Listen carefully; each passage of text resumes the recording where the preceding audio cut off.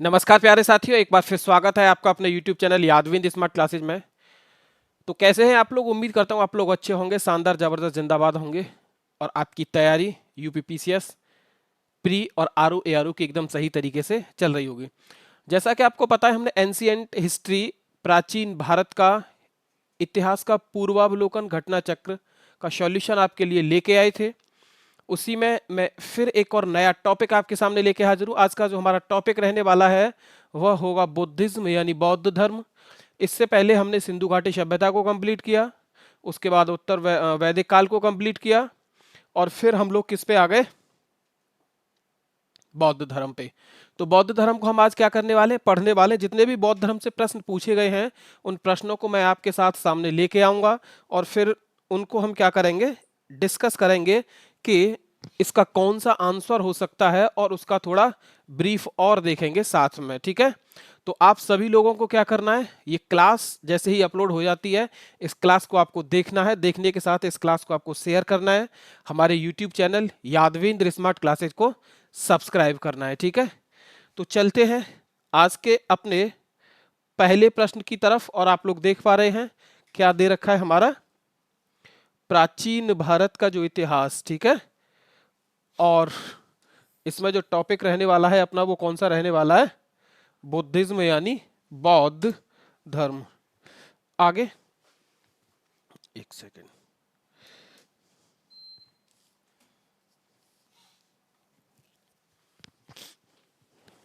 चलिए तो शुरू करते हैं। आज का हमारा पहला प्रश्न आपकी स्क्रीन पे आ चुका है और देखिए ये क्या पूछ रहा है कि गौतम बुद्ध का जन्म कब हुआ था, यह आपसे पूछा गया है। ऑप्शन नंबर 1 है 563 ईसा पूर्व में, दूसरा है 558 ईसा पूर्व में, तीसरा है 561 ईसा पूर्व में और चौथा है 544 ईसा पूर्व में। तो कौन सा इसका जवाब सही होगा, यह आपसे पूछा गया है। और ये जो आपका प्रश्न है ये पूछा कब गया है, तो ये पूछा गया है एमपीपीसीएस में 2004 में पूछा गया है और 2003 में पूछा गया। कब पूछा गया है? 2004 में और 2003 में यह प्रश्न पूछा गया है। तो इसका जो सही जवाब होगा कि गौतम बुद्ध का जो जन्म हुआ था वो कब हुआ था, तो 563 ईसा पूर्व में हुआ था। कहां पे हुआ था? तो लुम्बिनी नामक गांव में, जो नेपाल के कपिलवस्तु में पड़ता है। कहां पे पड़ता है? नेपाल के कपिलवस्तु में पड़ता है। तो इसका जो ऑप्शन सही होगा हमारा वो कौन सा होगा? ऑप्शन नंबर ए सही होगा। कहां पे हुआ था? तो देख लीजिए लुम्बिनी, और लुम्बिनी कहां पे है? कपिलवस्तु,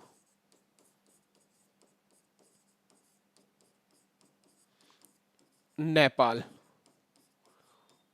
इसका जो सही जवाब होगा वो क्या होगा? ऑप्शन नंबर ए सही क्या होगा? जवाब होगा। ठीक है, दूसरा, हम इनके बचपन के नाम की अगर बात करते हैं कि इनके बचपन का नाम क्या था, तो देख लीजिए बुद्ध के बचपन का नाम था सिद्धार्थ। बुद्ध के बचपन का नाम क्या था? सिद्धार्थ। आपसे पूछा जाए कि गौतम बुद्ध को और क्या कहा जाता है, तो गौतम बुद्ध को शाक्य मुनि भी कहा जाता है। क्या कहा जाता है इन्हें? एक और अन्य नाम से जाना जाता है, तो अन्य नाम आप लोग यह भी देख लीजिए, अन्य नाम है इनका शाक्य मुनि। अन्य नाम इनका क्या है? शाक्य मुनि। ठीक है, बचपन का नाम सिद्धार्थ, अन्य नाम क्या है?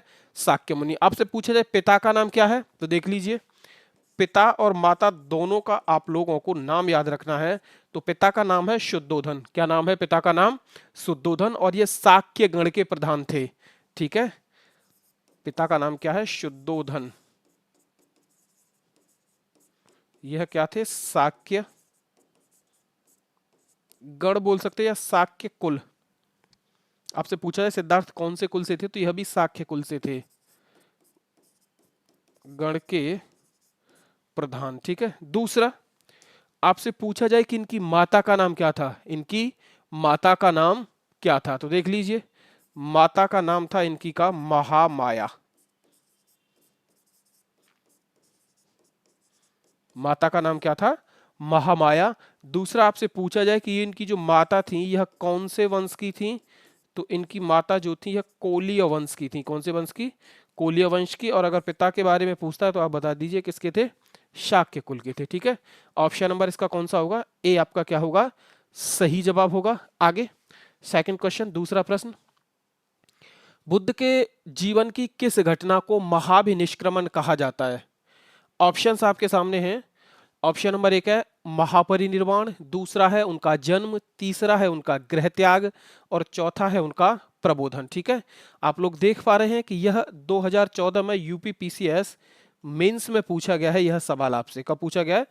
2014 में यूपी पीसीएस मेंस में पूछा गया। ठीक है, तो सबसे पहले देखिए महाभिनिष्क्रमण, घटनाओं के बारे में आप लोग समझ लीजिए घटनाएं कौन कौन सी हैं। एक है महाभिनिष्क्रमण,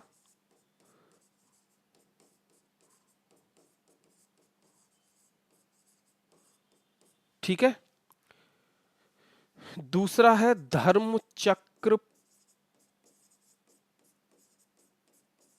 प्रवर्तन, दूसरा क्या है? धर्म चक्र प्रवर्तन, और एक और होगा महापरिनिर्वाण, महापरिनिर्वाण। ठीक है, तो इसका जो सही जवाब रहने वाला है वो आप लोग देखिए, महाभिनिष्क्रमण किसको कहा जाता है? बुद्ध के घर छोड़ने की घटना को क्या कहा जाता है? बुद्ध के घर छोड़ने की घटना को क्या कहा जाता है?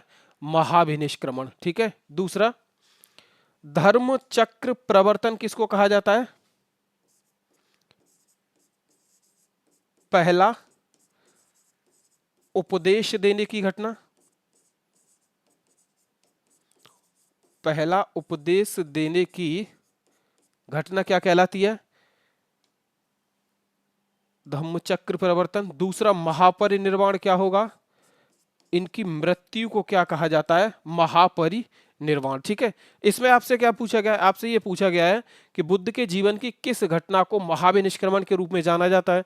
तो कौन सी घटना को महाभिनिष्क्रमण के रूप में जाना जाता है? उनका गृह त्याग। क्या जाना जाता है? उनका गृह त्याग। कौन सा सही होगा? ऑप्शन नंबर आपका थर्ड सही होगा। दूसरा आपसे ये पूछा जाए इन्होंने घर कितने वर्ष की अवस्था में छोड़ा था? तो यह भी आप लोगों को बता देना है, इन्होंने 29 वर्ष की, कितने वर्ष की? 29 वर्ष की अवस्था में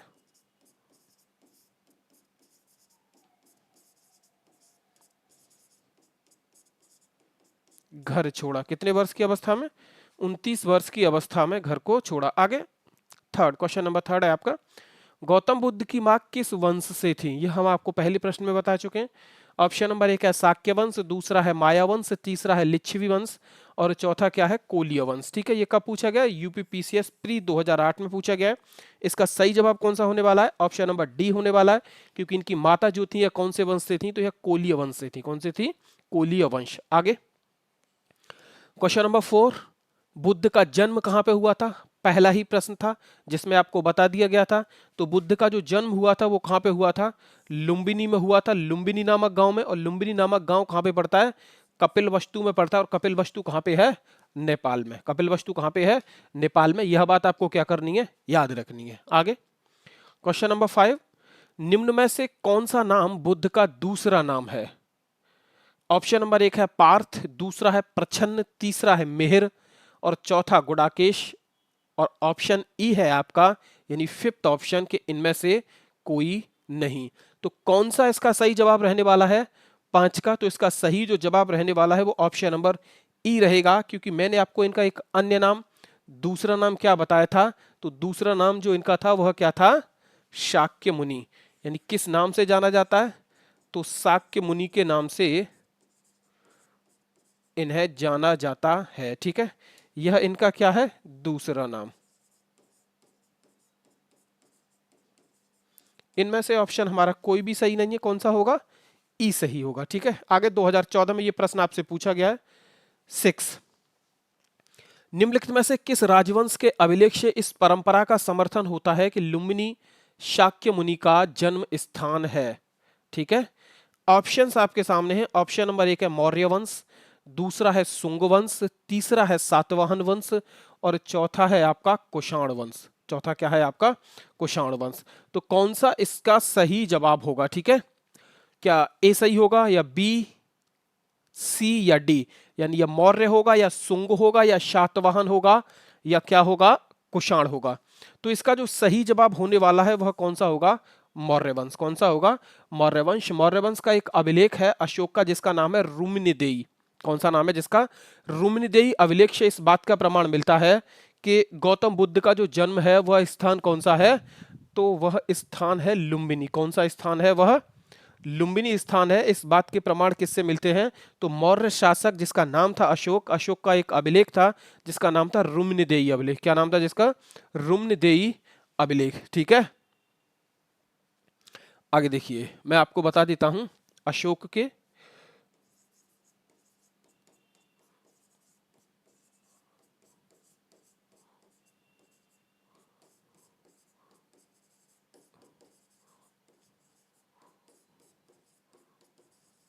रुम्निदेयी अभिलेख से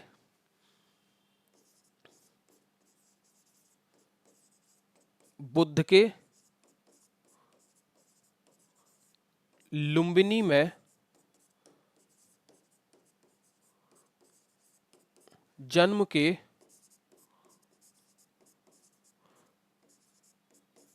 प्रमाण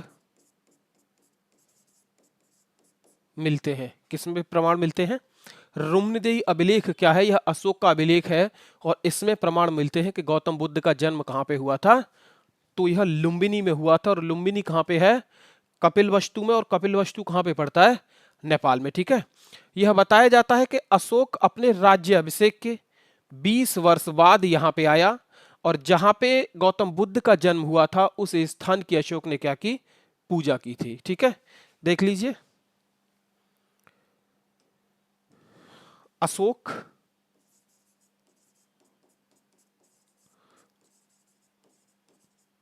अपने जन्म के 20 वर्ष बाद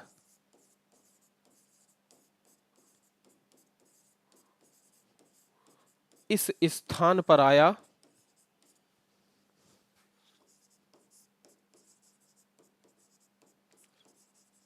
और यहां आकर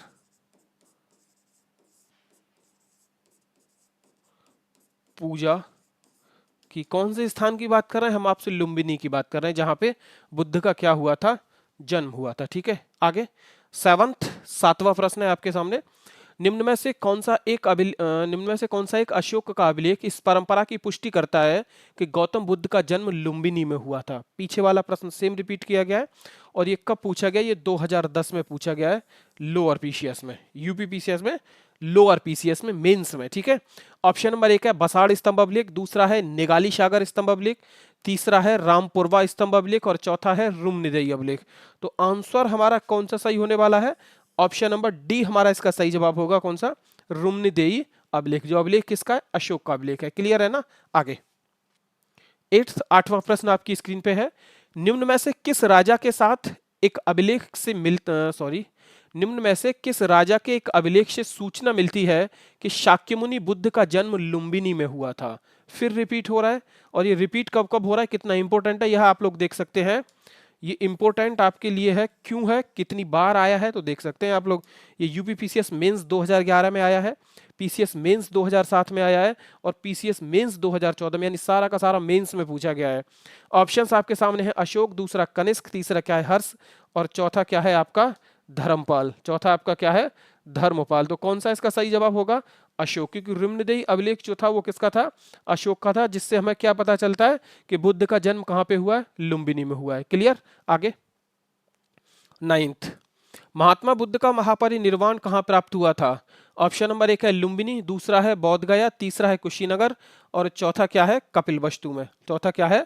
कपिलवस्तु में। महापरिनिर्वाण में पीछे आपको बता चुका हूं कि बुद्ध की मृत्यु की घटना को क्या कहा जाता है? महापरिनिर्वाण कहा जाता है। बुद्ध की जहां पे मृत्यु हुई थी वह हुई थी उत्तर प्रदेश के कुशीनगर में। ठीक है, कुशीनगर में अपने एक शिष्य के यहाँ पे, जिसका नाम था चंदू करके कुछ, चुंदू करके नाम था उसका, उसके यहाँ पे यह बुद्ध जाते हैं।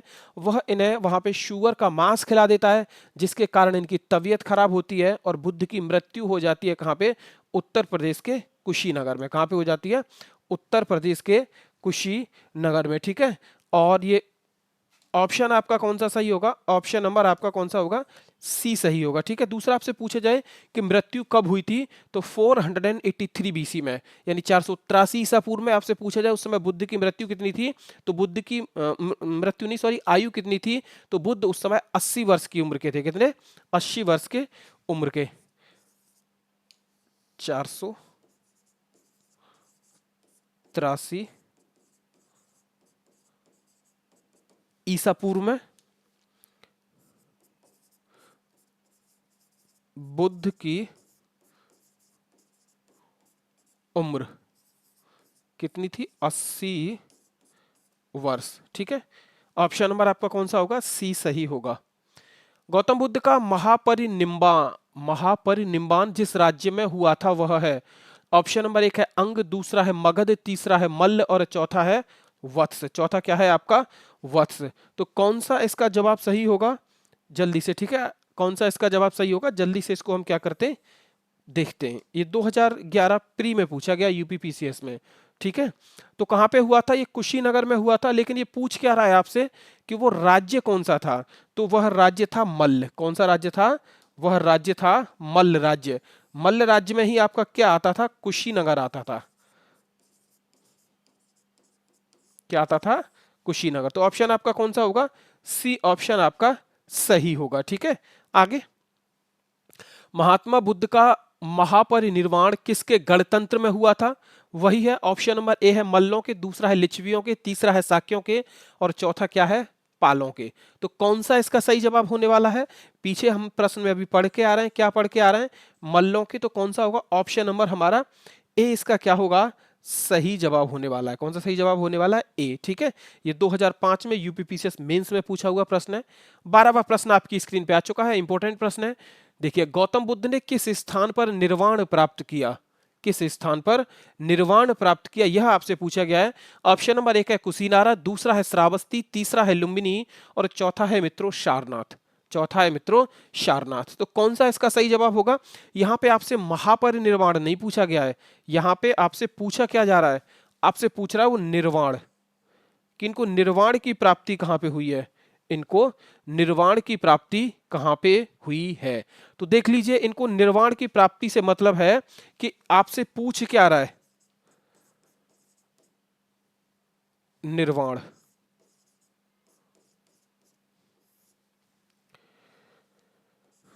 निर्वाण होता है दुखों से मुक्त। दुखों से मुक्त यानी ज्ञान की प्राप्ति।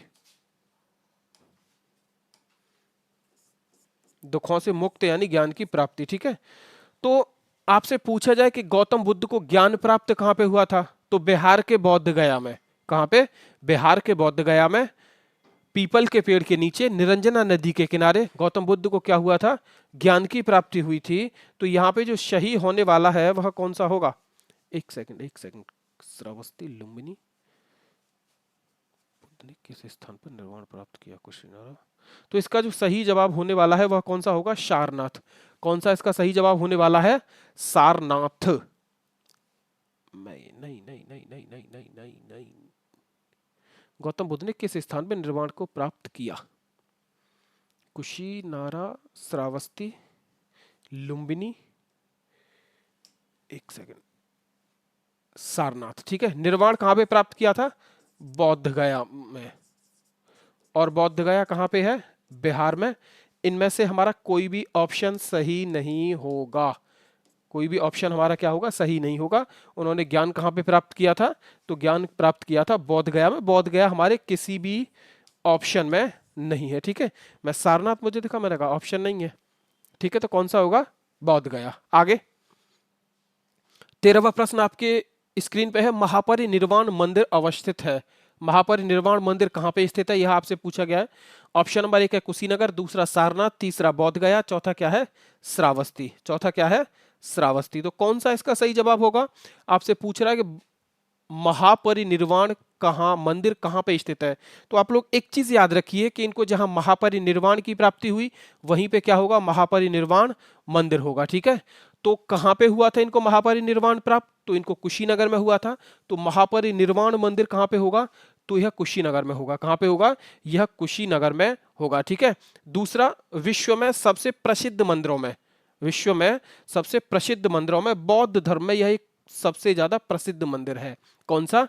महापरिनिर्वाण मंदिर कुशीनगर में। ठीक है, बौद्ध धर्म के सबसे प्रसिद्ध मंदिरों में से एक, और वह कौन सा है? कुशीनगर मंदिर। ठीक है, आगे 14, निम्न राज्यों में से किनका संबंध बुद्ध के जीवन से था? ऑप्शन नंबर 1 है अवंती, दूसरा गांधार, तीसरा कौशल, चौथा क्या है? मगध। चौथा क्या है? मगध। आपसे क्या पूछ रहा है? नीचे दिए गए कूट का प्रयोग कर सही उत्तर चुनिए। पहला क्या कह रहा है? ऑप्शन नंबर 1 कह रहा है 1 2 3 सही, दूसरा कह रहा है 2 और 4 सही, तीसरा कह रहा है केवल 3 और 4 सही, चौथा कह रहा है 1 3 और 4 सही, 1 3 और 4 सही। ठीक है, तो इसका जो सही जवाब होने वाला है वह कौन सा होने वाला है? अवंती गौतम बुद्ध के जीवन से इनका कोई मतलब नहीं है, ना ही गांधार से रहा है। रहने वाले जो हैं सिर्फ वह दो हैं। कौन कौन सा है? एक कौशल, दूसरा क्या है? अवध। ठीक है, तो ऑप्शन हमारा कौन सा सही होगा? सी सही होगा। कौन सा? सी सही होगा। अब हम सबसे पहले बात करेंगे कौशल की, कि कौशल से बुद्ध के जीवन से कौशल जो है यह कैसे संबंधित है। ठीक है, तो कौशल में बुद्ध ने क्या किया था कि बुद्ध की जो शिक्षाएं थी उन शिक्षाओं का प्रसार जो किया था गौतम बुद्ध ने, वो कहां पे किया था? तो कौशल में किया था। कहां पे किया था?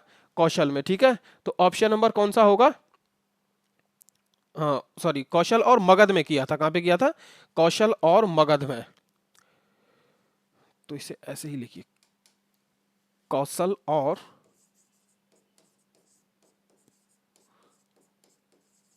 मगध में अपनी शिक्षाओं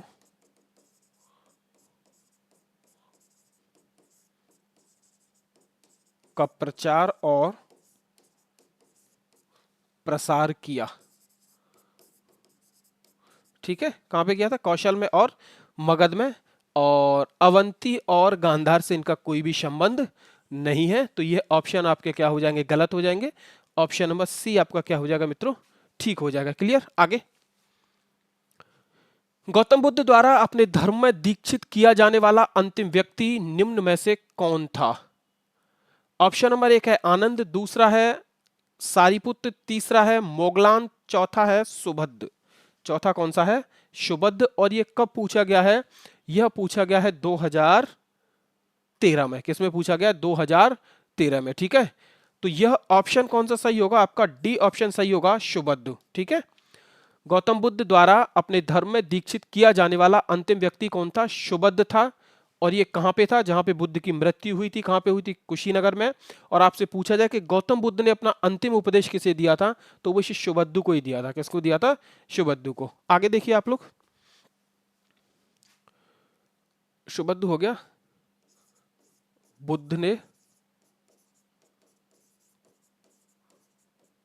अपना अंतिम उपदेश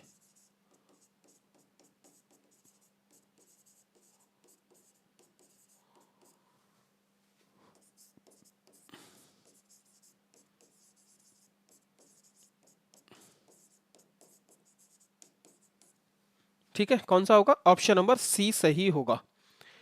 बुद्ध द्वारा रूपांतरित निम्न व्यक्तियों में से कौन सा अंतिम था? यानी रूपांतरण का मतलब इसने अपनाया था धर्म को, तो वह अंतिम कौन सा था? देख लीजिए, पीछे वाला जो प्रश्न है वही रिपीट हुआ है, पूछने की भाषा क्या है? थोड़ी अलग है। तो अंतिम रूपांतरित जो व्यक्ति था वह जिसका नाम क्या था? सुभद्र जिसका नाम था। और ये प्रश्न आपसे पूछा गया है ROARO 2016 में। ठीक है ना? आगे, बुद्ध ने अपने जीवन की अंतिम वर्षा ऋतु कहाँ बिताई थी? ये प्रश्न आपसे अच्छा पूछा गया है। अंतिम वर्षा ऋतु कहाँ बिताई थी, यह आपसे पूछा गया है। ऑप्शन नंबर 1 है श्रावस्ती, दूसरा है वैशाली, तीसरा है कुशीनगर और चौथा क्या है? सारनाथ। चौथा क्या है? सारनाथ। ठीक है, तो कौन सा इसका सही जवाब होगा? इसका जो सही जवाब होगा वो ऑप्शन नंबर बी सही होगा कि गौतम बुद्ध के द्वारा अपने जीवन की अंतिम वर्षा ऋतु जो बिताई गई थी वो कहां पे बिताई गई थी? तो वैशाली में बिताई गई थी। अब आप लोग कहेंगे कि इसका प्रमाण कहां से मिलता है कि इन्होंने अपने जीवन की अंतिम वर्षा ऋतु वैशाली में बिताई थी? तो एक सूक्त है जिसका नाम है महापरिनिब्बाण। क्या है? स्रोत की हम इसकी बात करें कि इसका स्रोत हमें कहां से मिलेगा, तो देख लीजिए सूक्त है, उस सूक्त का नाम क्या है? जिसका नाम है महापरिनिब्बाण। क्या नाम है जिसका? महापरिनिब्बाण। ऑप्शन नंबर कौन सा? सॉरी, यह क्या होगा आपका? ऑप्शन नंबर सी सही होगा, वैशाली में। और इसकी जानकारी हमें किससे मिलती है? तो महापरिनिब्बाण नामक सूक्त से। ठीक है, आगे 18वां प्रश्न आपकी स्क्रीन पे आ चुका है। निम्नलिखित में से कौन सा एक बौद्ध मत में निर्वाण की अवधारणा की सर्वश्रेष्ठ व्याख्या करता है? ऑप्शन नंबर 1 है तृष्णा रूपी अग्नि का शमन, दूसरा है स्वयं की पूर्णतः अस्तित्वहीनता, तीसरा है परमानंद एवं विश्राम की स्थिति और चौथा है धारणातीत मानसिक अवस्था। क्या पूछ रहा है आपसे कि निम्न में से कौन सा एक बौद्ध मत निर्वाण की अवधारणा की सर्वश्रेष्ठ व्याख्या करता है? निर्वाण की अवधारणा क्या है? वही अवधारणा थी जो मैंने आपको अभी बताई थी। पीछे प्रश्न आया था कि निर्वाण किसको प्राप्त होता है? जो दुखों से दूर हो जाता है, यानी जिसको ज्ञान की प्राप्ति होती है, उसी को क्या कहलाता है? तो निर्वाण कहा जाता है। ठीक है, तो इनमें से इसके लिए जो सबसे सटीक ऑप्शन होगा हमारा वो ए ऑप्शन होगा, यानी तृष्णा रूपी अग्नि व्यक्ति के अंदर जब उसकी समाप्त हो जाती है, वह जल जाती है, तो उसी व्यक्ति को क्या प्राप्त होता है? उसी व्यक्ति को निर्वाण प्राप्त होता है। इसी वजह से हमारा जो ऑप्शन सही होगा वह कौन सा होगा? ऑप्शन नंबर ए इसका क्या होगा? सही होगा। यानी व्यक्ति के अंदर तृष्णा, क्रोध और विषाद, ये सारे ऐसे जो तत्व हैं ये हट जाते हैं, तो उसी को हम क्या कहते हैं कि इसको निर्वाण की प्राप्ति हुई है। इसी वजह से ऑप्शन नंबर हमारा क्या होगा? ए सही होगा, तृष्णा रूपी अग्नि का शमन। 19 आपसे पूछा गया कि आलार कलाम कौन थे? ऑप्शंस आपके सामने हैं। ऑप्शन नंबर 1 है बुद्ध के शिष्य थे, दूसरा है बुद्धकालीन एक शासक थे, तीसरा है एक प्रतिष्ठित बौद्ध भिक्षु थे और चौथा है बुद्ध के गुरु थे। तो इसका जो सही जवाब होगा वो कौन सा होगा? ऑप्शन नंबर डी इसका क्या होगा? सही जवाब होगा कि यह गौतम बुद्ध के क्या थे? गुरु थे। ठीक है, और ये कब पूछा गया है आपसे? 2000 यूपीपीसीएस 2010 में यह प्रश्न आपसे क्या किया गया है? पूछा गया है। ठीक है, तो आपसे पूछा जाए कि गौतम बुद्ध के पहले गुरु कौन थे, ऐसे भी करके आपसे पूछ सकता है, तब भी आपका जवाब आलार कलाम होना चाहिए। क्या होना चाहिए? आलार कलाम आपका जवाब होना चाहिए। ठीक है, आगे 20 बुद्ध ने अपना पहला धर्म चक्र प्रवर्तन किस स्थान पर दिया था? ऑप्शन नंबर 1 है लुम्बिनी, दूसरा है पाटलिपुत्र, तीसरा है सारनाथ और चौथा है वैशाली। ठीक है, अच्छा, जब मैंने शुरू में प्रश्न आया था तो मैंने आपको वहां पे 3 बातें बताई थी, एक महापरिनिर्वाण, एक धर्मचक्र प्रवर्तन और एक था महाविनिष्क्रमण। तो धर्मचक्र प्रवर्तन क्या था कि बुद्ध के पहले उपदेश देने की घटना को धर्मचक्र प्रवर्तन कहा गया। और ये धर्मचक्र प्रवर्तन इन्होंने कहां पे किया था? यानी आपसे ये पूछा गया यहाँ पे, एक्चुअल में अगर देखा जाए तो गौतम बुद्ध ने अपना पहला उपदेश कहां पे दिया था, और पहले उपदेश देने की घटना को क्या कहा गया? धर्मचक्र प्रवर्तन। और वो कहां पे दिया था? तो वो सारनाथ में दिया था। कहां पे? सारनाथ में। ऑप्शन नंबर कौन सा सही होगा? बी सही होगा। कौन सा? बी सही होगा। ठीक है, धर्म चक्र प्रवर्तन,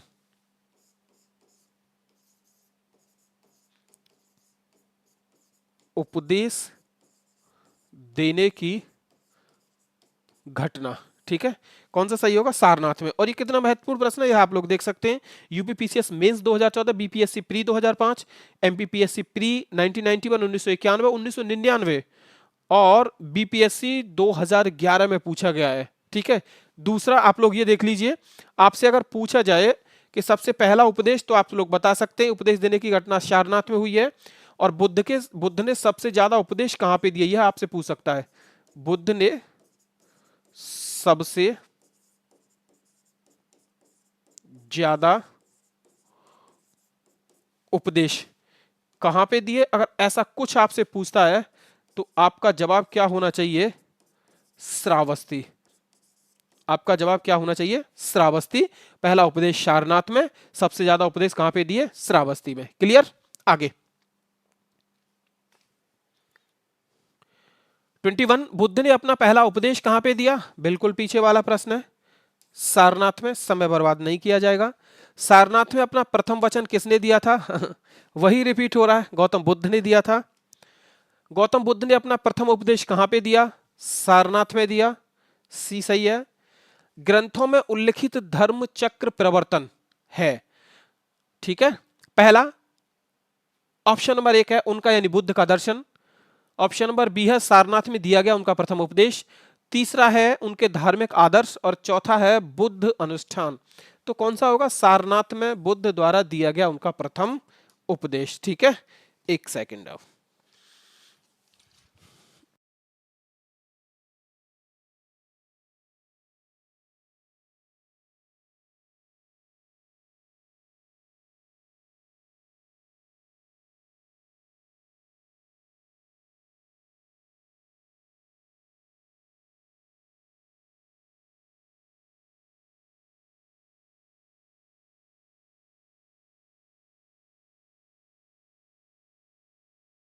ये 2004 में लोअर पीसीएस प्री में पूछा गया है।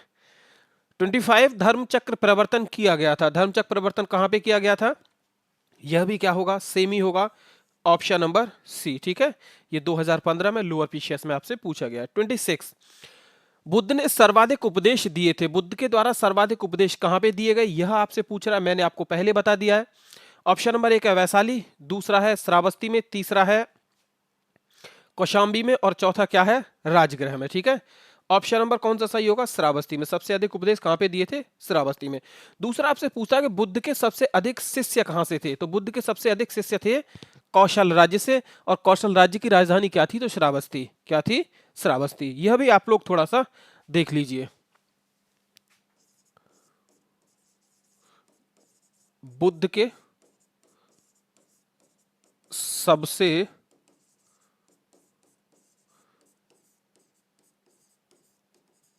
अधिक सदस्य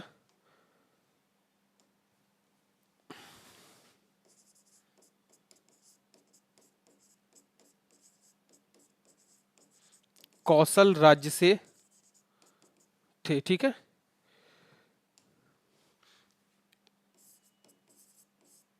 इसकी राजधानी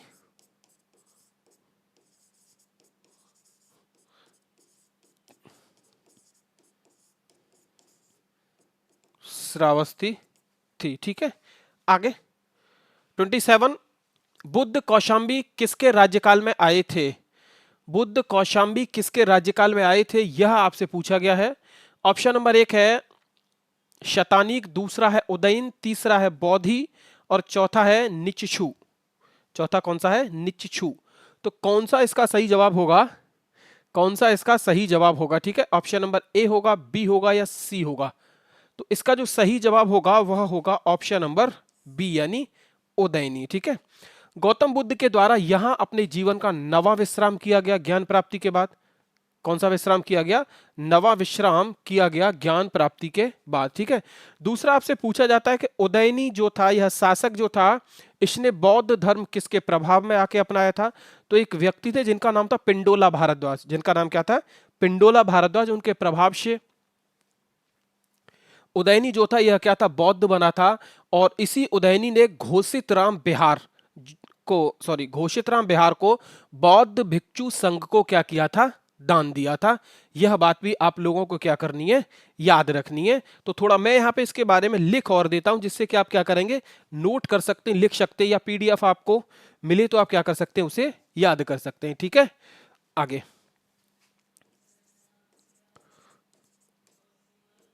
उदयन ने पिंडोला भारद्वाज के प्रभाव से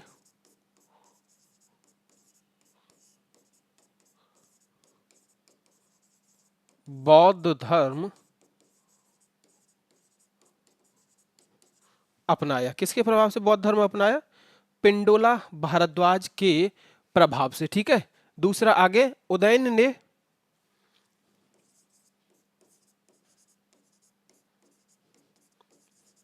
घोषित राम, उदयन ने घोषित राम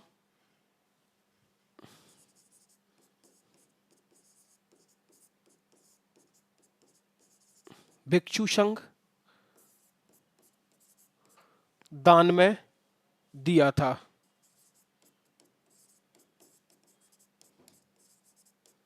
ठीक है, ऑप्शन नंबर कौन सा सही होगा? बी इसका क्या होगा? सही जवाब होगा। ठीक है, बुद्ध की मृत्यु के पश्चात प्रथम बौद्ध संगीति की अध्यक्षता की गई। ऑप्शंस आपके सामने हैं। ऑप्शन नंबर एक है महाकश्यप द्वारा, दूसरा है धर्मसेन द्वारा, तीसरा है अजाशत्रु द्वारा और चौथा है नागसेन द्वारा। ठीक है, ये प्रश्न आपसे कब पूछा गया? ये यूपीपीसीएस प्री 2024 में पूछा गया है। कब पूछा गया है? प्री 2024 यूपीपीसीएस में, 2000 में, 24 नहीं 2000 में। ठीक है, आप लोग इससे पहले थोड़ा समझ लीजिए। क्या समझना है आपको? समझना आपको ये है कि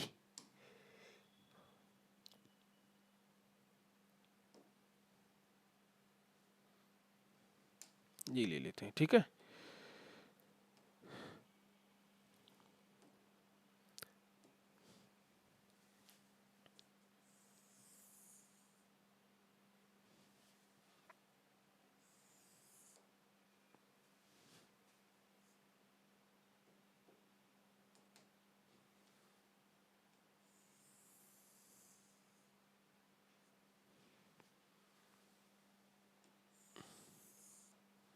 सबसे पहले आप लोग देखिए, बौद्ध धर्म में जो बौद्ध संगीति हुई थी वो कितनी हुई थी? तो 4 हुई थी।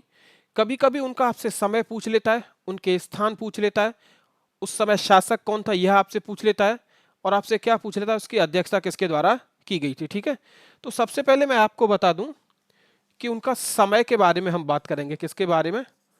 समय।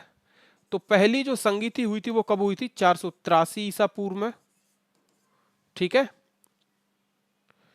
दूसरी जो हुई थी 383 ईसा पूर्व में। तीसरी जो हुई थी वह 251 ईसा पूर्व में। 251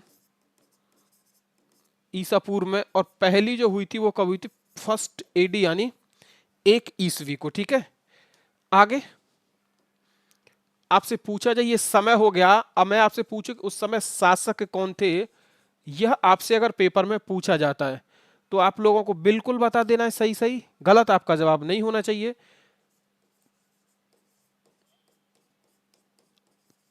पहली में शासक कौन था जब पहली बौद्ध संगीति हुई? तो अजात शत्रु था। दूसरी के समय शासक कौन था? तो कालाशोक था। तीसरी के समय शासक कौन था? तो कनिष्क था। सॉरी, अशोक। कौन था? अशोक। और चौथी के समय कौन था? कनिष्क। चौथी के समय शासक कौन था? तो कनिष्क शासक था। अब मैं आपसे कहूं कि इसकी अध्यक्षता किसके द्वारा की गई थी? अध्यक्ष कौन था? तो आप लोग अध्यक्ष देख लीजिए। पहला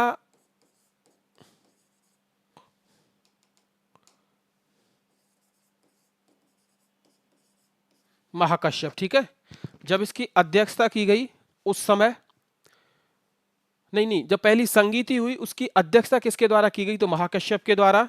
दूसरी में अध्यक्ष कौन था? तो इसका नाम था साबाकामी।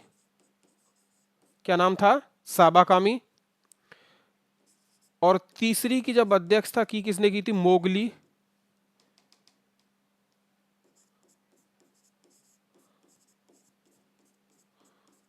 पुत्तिस। किसने की थी? मोगली पुत्तिस। और वसुमित्र। कौन था? वसुमित्र। दूसरा आपसे पूछा जाए प्लेस आपसे पूछा जाए, स्थान, हालांकि स्थान हमें पहले लिखने चाहिए था, ये थोड़ी गलती हुई है। आपसे पूछा जाए स्थान कि पहली कहां पे हुई थी, तो देख लीजिए पहली हुई थी आपकी राजगृह, या इसे राजगीर भी बोला जाता है, ठीक है। दूसरी हुई थी वैशाली में, तीसरी हुई थी पाटलिपुत्र, और चौथी हुई थी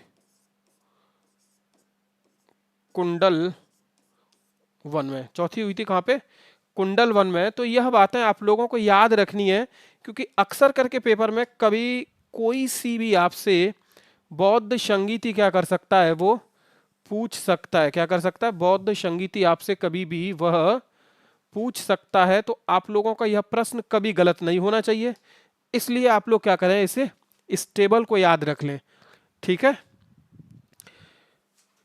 क्लियर है ना। अब आप चीज एक और चीज याद रख लीजिएगा, आपको इनको याद कैसे करना है। तो इसके लिए आप लोग एक चीज याद कर लीजिए। क्या याद आपको करना है, मैं आपको थोड़ा बता देता हूं। इसको याद करने के लिए आप याद कर लीजिए अकाअक। अकाक जैसे अजात शत्रु, का से कालाशोक, आ से अशोक, और का से क्या हो जाएगा, कनिष्क, ठीक है। दूसरा आप लोगों को ये कैसे याद करना है, तो आप लोग इसे याद कर लीजिए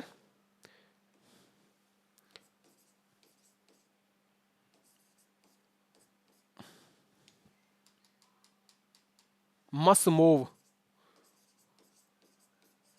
क्या याद कर लीजिए, मसमोव, महाकश्यप, साबाकामी, मोगलीपुत्र तिस और वशुमित्र। और यह लास्ट आप लोग याद कर लीजिए, क्या याद करना है, रावय पाक। यानी राजगृह, वैशाली, पाटलिपुत्र और कुंडलवन। कुंडलवन कहां पे है, कश्मीर में। कहां पे है, कश्मीर में। क्लियर। अब वापस आते हैं हम अपने प्रश्न पे। क्या पूछ रहा है हमसे कि बुद्ध की मृत्यु के पश्चात प्रथम बौद्ध संगीति की अध्यक्षता किसके द्वारा की गई। तो किसके द्वारा की गई थी, अजातशत्रु के द्वारा। अब हमें ऐसे प्रश्नों को सॉल्व करने में समय नहीं लगना चाहिए, ठीक है। आगे, प्रथम बौद्ध परिषद का संचालन निम्न में से किस एक ने किया। ऑप्शन नंबर 1 है आनंद, दूसरा महाकश्यप, तीसरा मोगलीपुत्र और चौथा क्या है, उपाली। चौथा क्या है, उपाली। आ जाइए पीछे, पहला क्या था, महाकश्यप था। ऑप्शन कौन सा सही हो जाएगा आपका, ऑप्शन नंबर बी सही हो जाएगा, महाकश्यप। कौन सा सही हो जाएगा, बी, महाकश्यप सही हो जाएगा। आगे, सप्तपर्णी गुफा स्थित है। ऑप्शन नंबर 1 है सांची, दूसरा नालंदा, तीसरा राजगृह और चौथा क्या है, पावापुरी। चौथा क्या है, पावापुरी। तो ये कहां पे स्थित है, यह आपसे पूछा गया है कि सप्तपर्णी गुफा कहां पे स्थित है। दूसरा मैं आपसे एक प्रश्न पूछता हूं कि पहली बौद्ध संगीति कहां पे आयोजित की गई। तो पहली बौद्ध संगीति आप लोगों का जवाब आएगा कि राजगृह में आयोजित की गई। लेकिन आपसे पूछा कि राजगृह में कौन सी गुफा में आयोजित की गई, तो आपका जवाब होना चाहिए सप्तपर्णी। क्या जवाब होना चाहिए आपका, सप्तपर्णी। तो ऑप्शन इसका कौन सा सही होगा, राजगृह में। कौन सा सही होगा, राजगृह में। सप्तपर्णी में आप लोग यहां से ऐसे याद कर सकते हैं कि पहली बौद्ध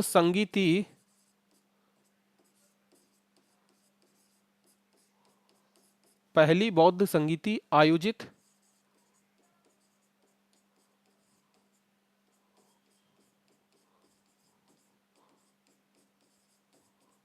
की गई, ठीक है। आगे 31, भगवान बुद्ध के महापरिनिर्वाण के बाद पहली बौद्ध संगीति कहां पे आयोजित हुई थी। पहली बौद्ध संगीति की पूछ रहा है, वही सही होगा। कहां पे आयोजित की गई थी, राजगृह। मैंने आपको राजगीर भी बताया था। ऑप्शन नंबर आपका क्या होगा, ए सही होगा। आगे 32, कश्मीर में कनिष्क के शासनकाल में जो बौद्ध संगीति आयोजित हुई उसकी अध्यक्षता किसके द्वारा की गई थी। ऑप्शन नंबर 1 है पार्श्व, दूसरा नागार्जुन, तीसरा शूद्रक और चौथा क्या है, वशुमित्र। तो कौन सा सही होगा इसका, वशुमित्र सही होगा। कि अध्यक्षता किसके द्वारा की गई थी, वशुमित्र के द्वारा की गई थी, ठीक है। ट्रिक हमारी क्या थी, मसमोव, वह क्या होता है, वशुमित्र। ऑप्शन कौन सा सही होगा, फोर्थ सही होगा आपका। 33, बौद्ध धर्म की महायान शाखा औपचारिक रूप से किसके शासनकाल में प्रकट हुई थी, यह आपसे पूछा गया है। ऑप्शन नंबर 1 है अजात शत्रु, दूसरा है अशोक, तीसरा है धर्मपाल और चौथा क्या है, कनिष्क। चौथा क्या है, कनिष्क, ठीक है। तो इसका कौन सा जवाब सही होगा, यह आपसे पूछा गया है। तो याद रख लीजिए जो बौद्ध धर्म था, बौद्ध धर्म चौथी बौद्ध संगीति में, चौथी बौद्ध संगीति कहां पे हुई थी? कुंडल वन में हुई थी, कश्मीर में हुई थी। और यहाँ पे बौद्ध धर्म दो भागों में बट जाता है, एक हीनयान दूसरा महायान, एक हीनयान दूसरा महायान। ठीक है, तो आपसे पूछ क्या रहा है कि किसके शासन काल में हुई थी? तो शासक जो उस समय था उसका नाम क्या था? कनिष्क। कौन से वंश का शासक था? तो यह कुषाण वंश का शासक था। कौन से वंश का?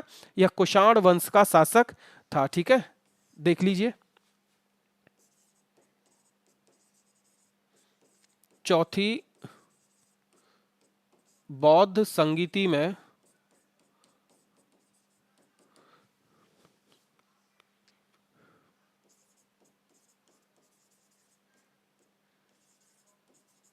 बौद्ध धर्म दो भागों में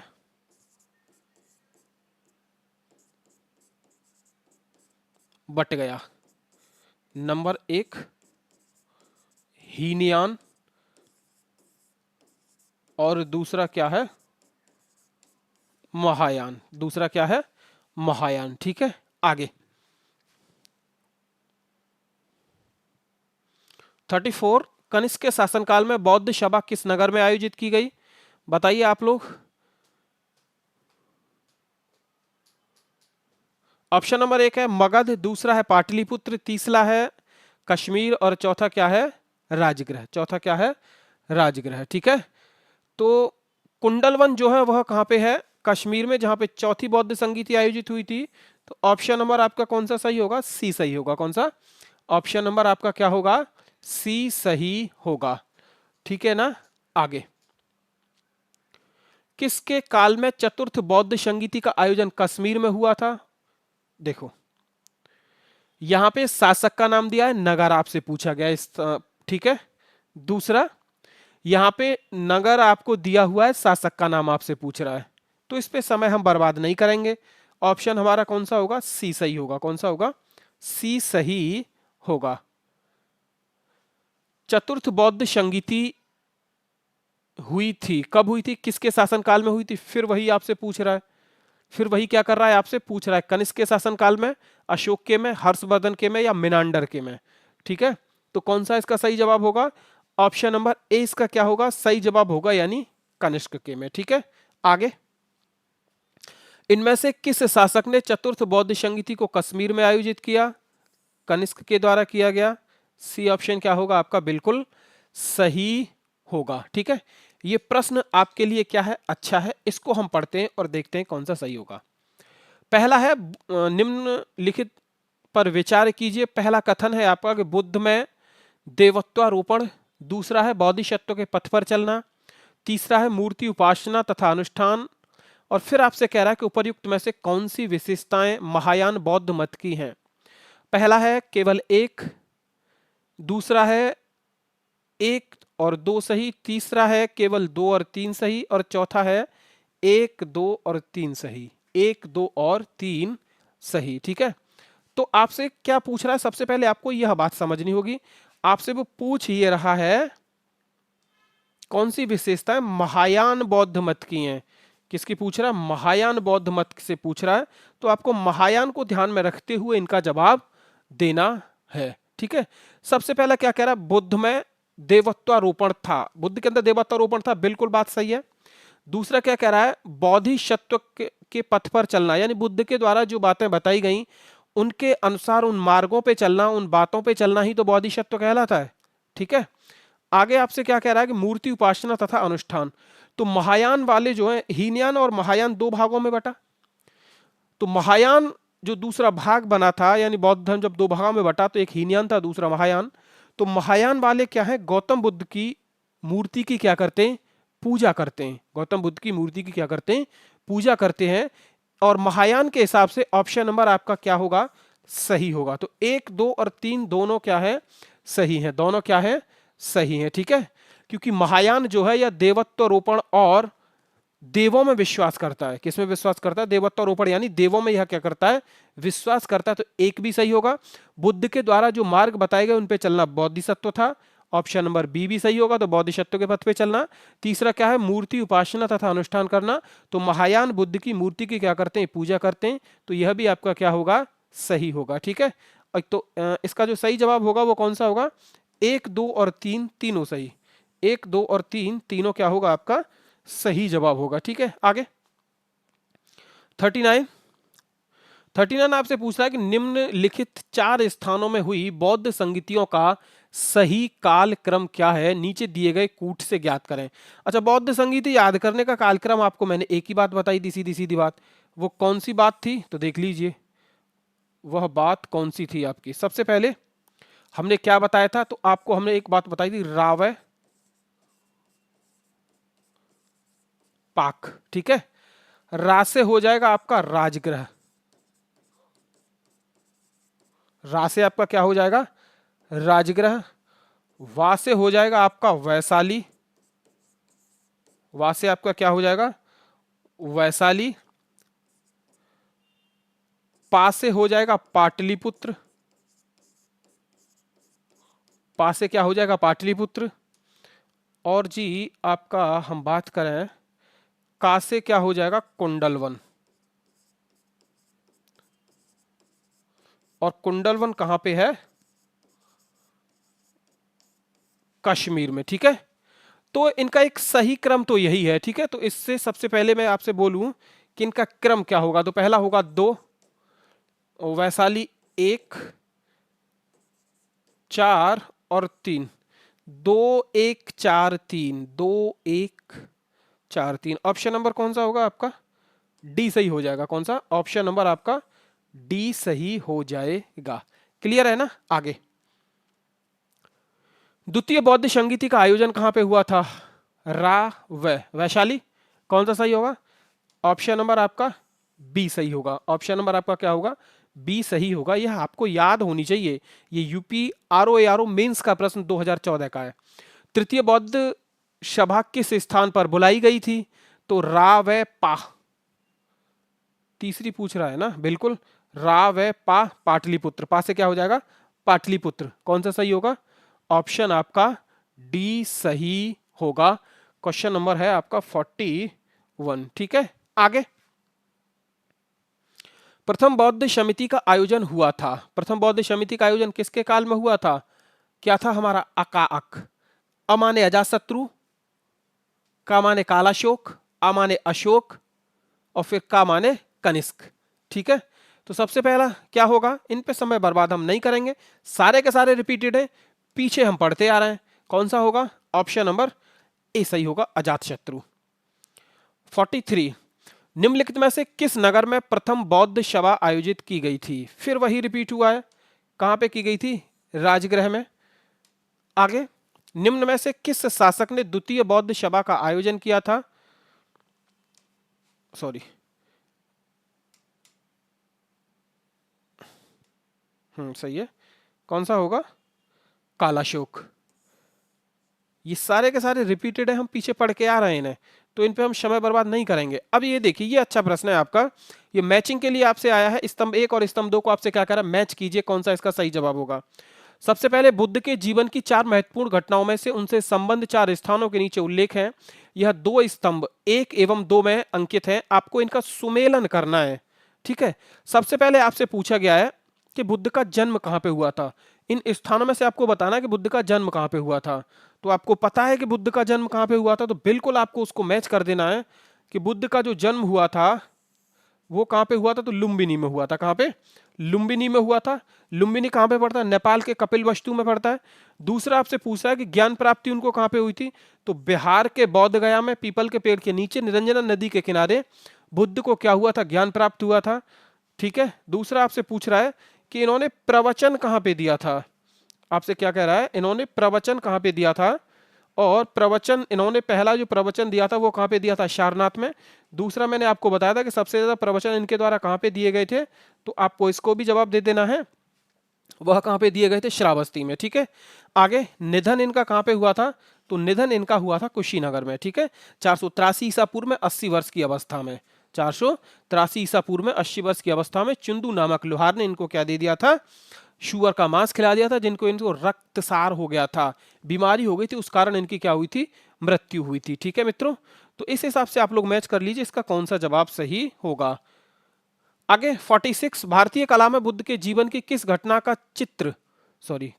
चित्रण मृग सहित चक्र द्वारा हुआ है। ऑप्शन नंबर 1 है महाविनिष्क्रमण, दूसरा है संबोधि, तीसरा है प्रथम उपदेश और चौथा क्या है, निर्वाण। चौथा क्या है, निर्वाण। तो कौन सा इसका जवाब सही होगा।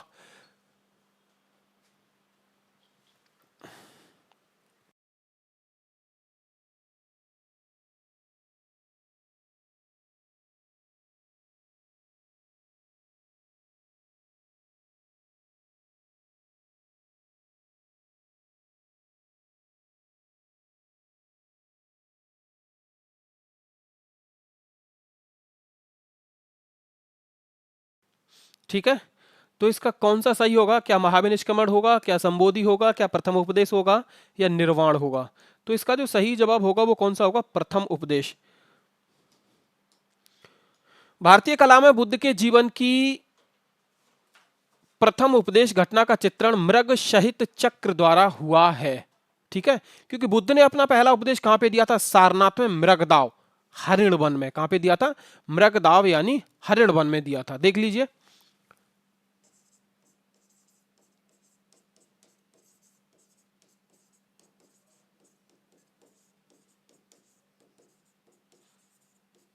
सारनाथ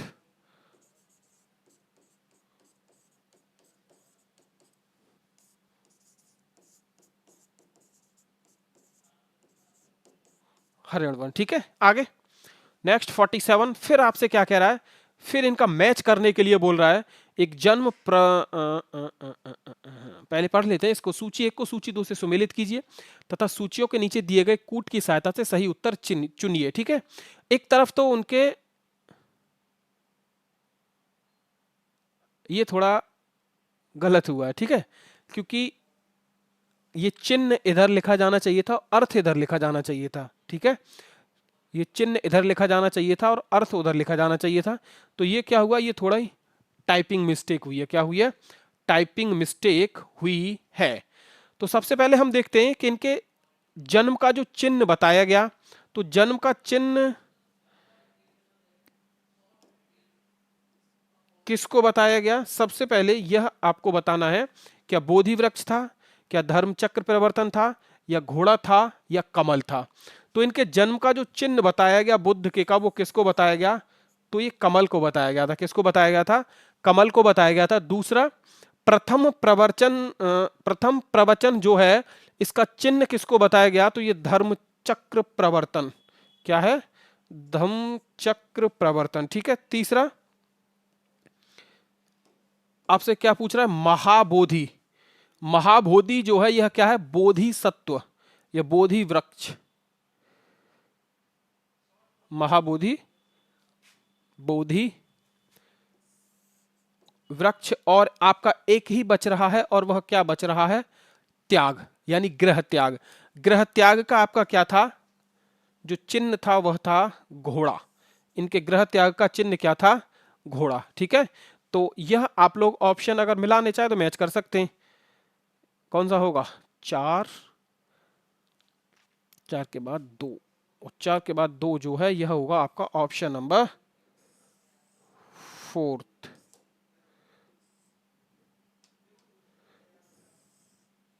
कौन सा होगा, ऑप्शन नंबर 4। ठीक है, क्योंकि तीसरे का क्या है, एक बिल्कुल सही है। आगे 50, कर्मा कर्मापा लामा तिब्बत के बुद्ध संप्रदाय के किस वर्ग का है। ऑप्शन नंबर 1 है गेलुगपा, दूसरा है साक्यपा, तीसरा है कंग्यूपा और चौथा है लिंगमापा। चौथा क्या है, लिंगमापा। तो इसका जो सही जवाब होगा वो कौन सा होगा, ऑप्शन नंबर 20 का क्या होगा, कंग्यूपा। कंग्यूपा संप्रदाय क्या होगा, कंग्यूपा संप्रदाय।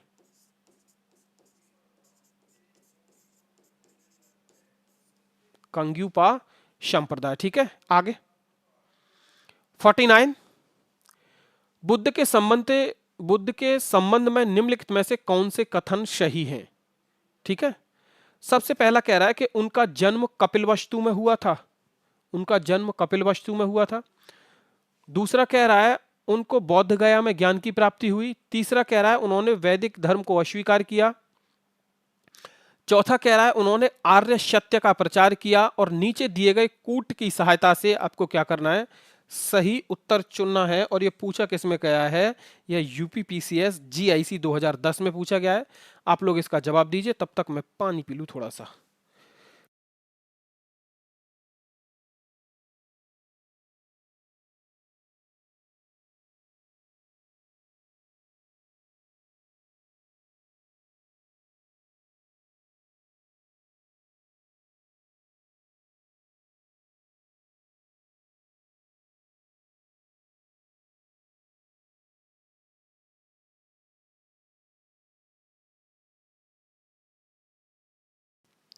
ठीक है, आगे। सबसे पहले पहला क्या कह रहा है कि उनका जन्म कपिलवस्तु में हुआ था, बिल्कुल सही है। लुम्बिनी नामक गांव कपिलवस्तु में पड़ता है, नेपाल के में। वो क्या है, होगा ऑप्शन नंबर हमारा ए सही होगा। ठीक है। ज्ञान की प्राप्ति, उन्होंने बिहार के बोध गया में उनको ज्ञान की प्राप्ति हुई। बात यह क्या है, एकदम सही बात है। दूसरा, उन्होंने वैदिक धर्म को अस्वीकार किया, बिल्कुल सही बात है। वैदिक धर्म को अस्वीकार किसने किया था, बुद्ध ने किया था, यह भी सही है। उन्होंने आर्य सत्य का प्रचार किया, उन्होंने आर्य सत्य का प्रचार किया, यह भी बात क्या है, एकदम सही बात है। तो ऑप्शन नंबर आपका कौन सा होगा, 1 2 3 4 सही होगा। कौन सा, 1 2 3 4, यानी ऑप्शन नंबर डी। 50, बोध गया में महाबोधि मंदिर बनवाया था किसने, बोध गया में महाबोधि मंदिर किसने बनवाया था। ऑप्शंस आपके सामने है। ऑप्शन नंबर 1 है गौतम बुद्ध, सॉरी बोध गया में महाबोधि मंदिर बनाया गया, जहां कहां पे बनाया गया,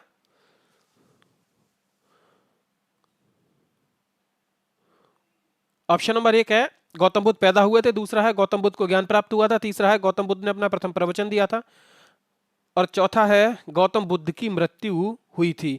तो गौतम बुद्ध को ज्ञान की प्राप्ति कहां पे हुई थी, तो बिहार के बोध गया में हुई थी। तो वहां पे क्या बनाया गया, मंदिर बनाया गया, कौन सा, महाबोधि मंदिर। ऑप्शन हमारा कौन सा हो जाएगा, ऑप्शन नंबर बी सही हो जाएगा। कौन सा हो जाएगा, बी सही हो जाएगा। क्यों सही हो जाएगा, इस बात का अंदाजा इससे लगाया जा सकता है कि बिहार के, ये क्या पूछ रहा है, बोध गया में महाबोधि मंदिर बनाया गया। तो बिहार के बोध गया में उनको ज्ञान की प्राप्ति हुई थी, इसलिए महाबोधि मंदिर का निर्माण यहां पे हुआ था। ठीक है, आगे। बोध गया में बोधि वृक्ष अपने वंश की इस पीढ़ी का है। ऑप्शन नंबर 1 है तृतीय, दूसरा है चतुर्थ, तीसरा है पंचम, और चौथा क्या है, षष्ठम। चौथा क्या है, षष्ठम। ठीक है। तो बोध गया में एक चीज आप लोग याद रख लीजिए, वर्तमान में जो यहाँ का जो वृक्ष है वह बोधि वृक्ष नहीं है, क्योंकि पहले जो वृक्ष था उस पर आक्रमण किया था बंगाल का एक ब्राह्मण शासक था जिसका नाम था शशांक। शशांक ने आक्रमण किया और पहले वाले उस वृक्ष को, महाबोधि वृक्ष को क्या किया, नष्ट कर दिया। फिर इसके बाद यहाँ पे 5वीं पीढ़ी का वृक्ष अलेक्जेंडर कनिंघम के द्वारा लगाया गया। अलेक्जेंडर कनिंघम के द्वारा क्या किया गया, लगाया गया। इसीलिए यह जो वृक्ष है यह कौन सी पीढ़ी का है, तो ऑप्शन नंबर सी सही हो जाएगा इसका जवाब, कि यह पंचम पीढ़ी का क्या है, वृक्ष है। कौन सी पीढ़ी का, पंचम पीढ़ी का वृक्ष है। ठीक है। सबसे पहले वृक्ष की मैं बात करूं तो वो जो वृक्ष था वो कौन सी पीढ़ी का था, जिसको नष्ट किया था शशांक सिंह ने, वो 7वीं पीढ़ी का था। कौन सी पीढ़ी का था, तो वह 7वीं पीढ़ी का वृक्ष था। ठीक है, आगे। अब ये 5वीं पीढ़ी का किसने लगाया था, तो अलेक्जेंडर कनिंघम ने। ठीक है, आगे।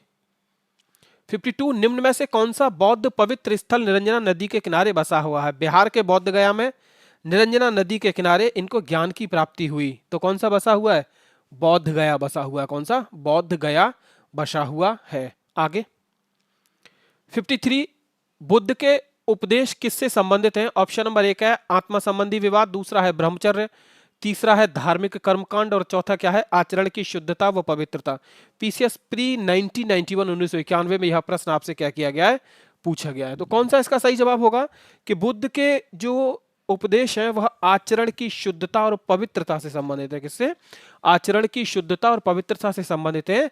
ऑप्शन नंबर हमारा कौन सा होगा, डी इसका सही जवाब होगा। ठीक है। इस क्लास की पीडीएफ आपको यादविंद्र स्मार्ट क्लासेस के टेलीग्राम चैनल पे अवेलेबल हो जाएगी। अगर आपके पास बुक नहीं है तो वहां से आप लोग क्या कर सकते हैं, प्रैक्टिस कर सकते हैं। ठीक है, मैं इस पीडीएफ को क्या कर दूंगा, अपने टेलीग्राम चैनल यादविंद स्मार्ट क्लासेस पे अपलोड कर दूंगा, जहां से आप लोग इस पीडीएफ को डाउनलोड कर सकते हैं। ठीक है, और अगर किसी को नहीं मिलता है ये चैनल तो कमेंट कीजिए, हम कमेंट में लिंक को मेंशन कर देंगे, आप उस लिंक से हमारे टेलीग्राम चैनल पे जा सकते हैं।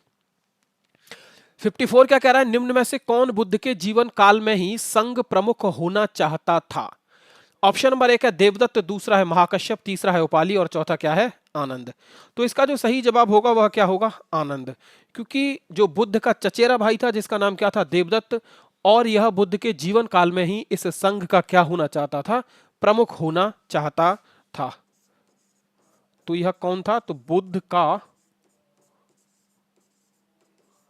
चचेरा भाई। ठीक है, कौन था, देवदत्त। आगे, गौतम बुद्ध ने अपनी मृत्यु के उपरांत बौद्ध संघ के नेतृत्व के लिए निम्न में से किसे नामित किया था? ऑप्शन नंबर 1 है आनंद, दूसरा महाकश्यप, तीसरा उपाली और चौथा क्या है, उपयुक्त में से कोई नहीं।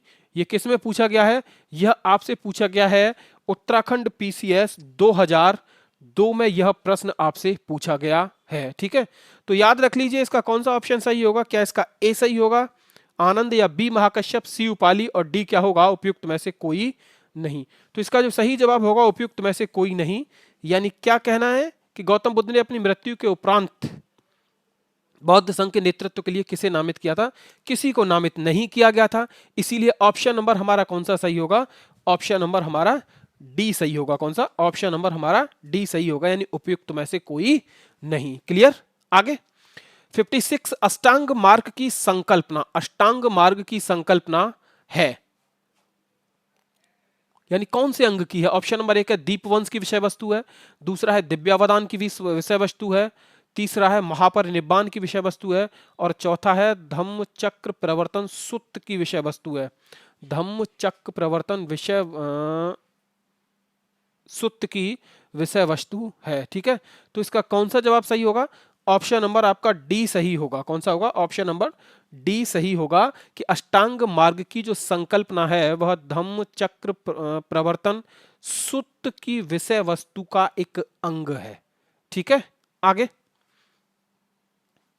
गौतम बुद्ध के बारे में निम्न में से क्या सत्य है? कथन आपको दिए गए, आपको बताना है कौन सा सत्य है। पहला है वे कर्म में विश्वास करते थे, बिल्कुल सही बात है। गौतम बुद्ध ने यह कहा था कि कर्म में क्या किया जाए, विश्वास किया जाए कर्म करने में, तो ऑप्शन नंबर ए आपका क्या हो जाएगा, सही हो जाएगा। दूसरा, आत्मा का शरीर में परिवर्तन मानते थे, गौतम बुद्ध आत्मा का शरीर में परिवर्तन मानते थे, तो याद रख लीजिए आत्मा में विश्वास नहीं करते हुए पुनर्जन्म में विश्वास करते थे। गौतम बुद्ध आत्मा में विश्वास नहीं करते थे लेकिन पुनर्जन्म में विश्वास करते थे। तो दूसरा क्या हो जाएगा, आत्मा का शरीर में परिवर्तन मानते थे, नहीं मानते थे क्योंकि उनका आत्मा में विश्वास नहीं था। ठीक है, तीसरा क्या है, निर्वाण की प्राप्ति में विश्वास था, बिल्कुल सही है, निर्वाण प्राप्त उन्होंने भी किया था तो उनको निर्वाण की प्राप्ति में विश्वास था। चौथा क्या कह रहा है वो, कि ईश्वर की सत्ता में विश्वास करते थे, वह ईश्वर की सत्ता में विश्वास नहीं करते थे। तो ऑप्शन हमारा कौन सा हो जाएगा, केवल 1 2 3 सही, 1 2 सही, 1 सही, सभी चारों सही, और हमारा क्या आ रहा है 1 और 4, 1 और 3। ठीक है, तो इनमें से कोई नहीं है, देख लीजिए।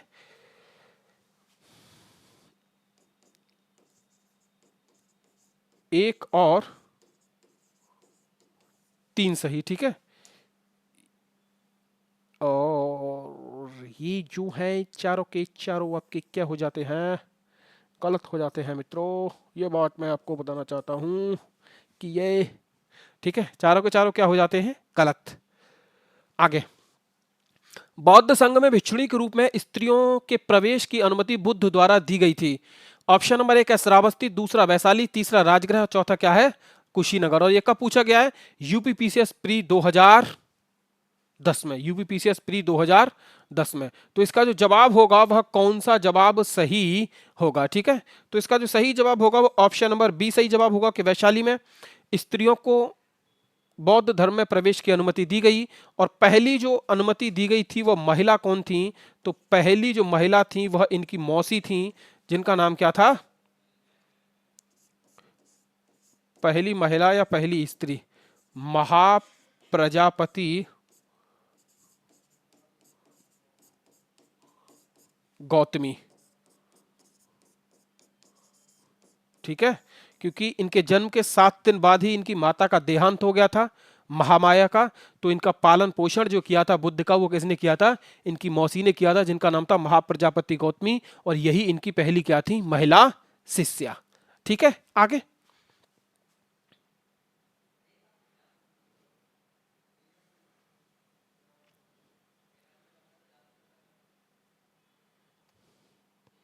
आगे देखिए, त्रिपिटक क्या है? ऑप्शन नंबर 1 है गांधी जी के 3 बंधन, दूसरा है ब्रह्मा विष्णु महेश, तीसरा है महावीर के 3 नगीने, और चौथा है बुद्ध के उपदेश संग्रह। ये लोअर पीसीएस 2003 और 2004 दोनों में पूछा गया। ठीक है, तो यह क्या है? बुद्ध के उपदेश संग्रह है त्रिपिटक। ठीक है, एसएससी ने एक बार प्रश्न ये पूछा था कि त्रिपिटक का अर्थ क्या होता है। तो त्रिपिटक का अर्थ होता है ज्ञान की टोकरी। क्या होता है? ज्ञान की टोकरी। त्रिपिटक का अर्थ होता है, त्रिपिटक है क्या? वही आपसे पूछ रहा है, बुद्ध के उपदेश संग्रह। ठीक है, तो एसएससी ने अलग तरह से पूछा है थोड़ा, और ये पीसीएस ने अलग तरह से पूछा है। दूसरा आपसे पूछा जाए कि ये त्रिपिटक क्या है, तो ये ऐसे भी पूछ सकते, त्रिपिटक क्या है? तो ये बौद्ध ग्रंथ है। त्रिपिटक क्या है? यह बौद्ध ग्रंथ है। अब ये त्रिपिटक है कौन कौन से, यह देख लीजिए, त्रिपिटक है कौन कौन से।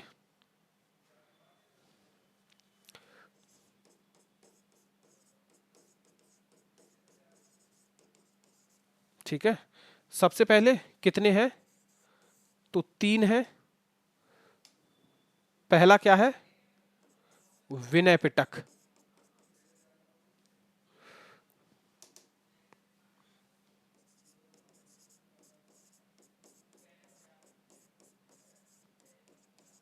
पहला क्या है? विनय पिटक। और आपसे पूछ सकता है कि विनय पिटक में क्या दिया हुआ है। तो विनय पिटक में संघ संबंधी नियमों का वर्णन किया गया। किसका? संघ संबंधी नियम।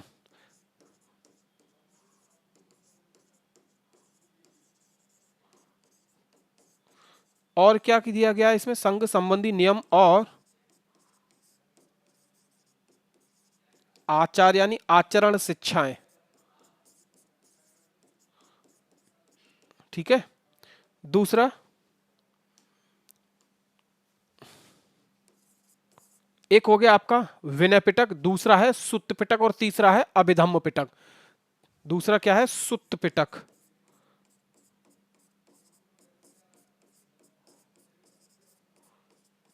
सुत्त पिटक में क्या दे रखा है? धार्मिक सिद्धांत। सुत्त पिटक में क्या दे रखा है? धार्मिक सिद्धांत।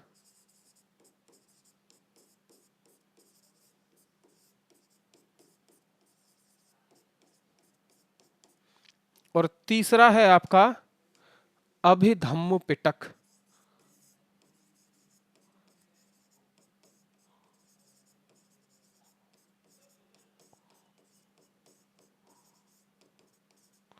तीसरा है आपका अभिधम्म पिटक। इसमें क्या दे रखा है? दार्शनिक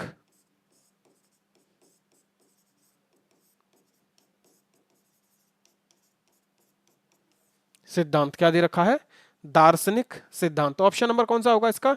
डी सही होगा।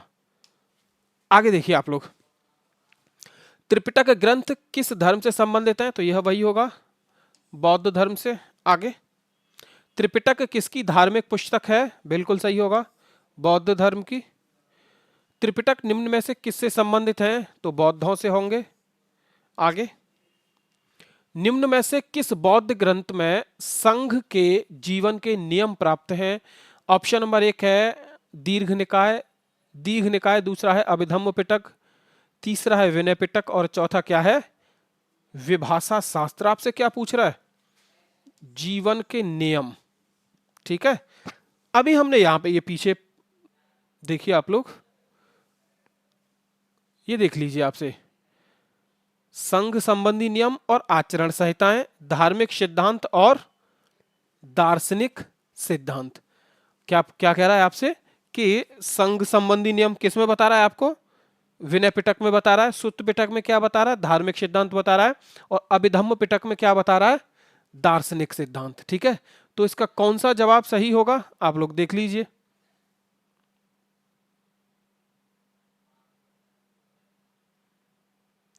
एक सेकंड, ये है जीवन के नियम। तो जीवन के नियम यानी आचरण नियम किस में दे रखे हैं? आचरण नियम जीवन के होंगे। तो विनय पिटक में। किस में दे रखे हैं? विनय पिटक में। कौन सा सही होगा? बी ऑप्शन, ए, हाँ बी ऑप्शन होगा, ऑप्शन ऊपर नीचे होगा ये, ठीक है। आज का हमारा अंतिम प्रश्न है, आज का हमारा क्या है? अंतिम प्रश्न है। मैं एक क्लास और आपसे भी आपके लिए बौद्ध धर्म की लेके आऊंगा, लगभग इतने ही प्रश्न हम और आगे अभी कवर करने वाले हैं। यमक बुद्ध पिटक से संबंधित है। यमक जो है यह किस बुद्ध पिटक से संबंधित है? ठीक है, ऑप्शन है आपका, ऑप्शन क्या है आपका? सुत्त पिटक, दूसरा है अभिधम्म पिटक, तीसरा है विनय पिटक और चौथा क्या है? उपयुक्त में से कोई नहीं। उपयुक्त में से कोई नहीं। तो इसका जो सही जवाब होगा वो कौन सा होगा? ऑप्शन नंबर सी इसका क्या होगा? सही जवाब, ठीक है। क्योंकि अभिधम्म पिटक में जो ग्रंथ शामिल है उनकी संख्या कितनी है? 7। अभिधम्म पिटक